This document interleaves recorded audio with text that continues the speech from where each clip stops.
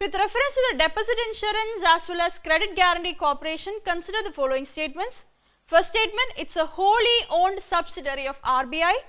Second, all commercial banks including the branches of the foreign banks functioning in India, local area banks as well as the regional rural banks are insured by the corporation. Third statement, each depositor bank is insured up to a maximum of 1 lakh for both the principal as well as interest amount that is held by him or her under the corporation. So this corporation has been in news and actually all of the statements are correct. So the answer is 1, 2 and 3.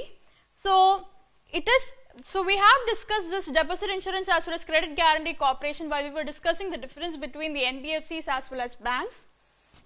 So this deposit insurance as well as credit guarantee corporation was established under the Act of 1961, that is Deposit Insurance as well as Credit Guarantee Act of 1961, and it is a wholly owned subsidiary of RBI, and with respect to the purpose, it protects the bank deposit that is payable.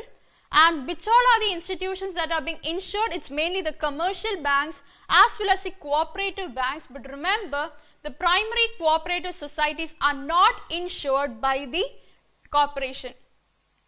And the maximum amount that is insured is about 1 lakh.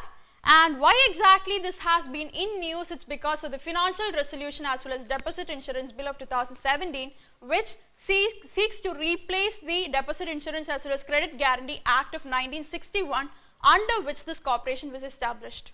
So that is why this is in news. So the answer is all the 3 statements.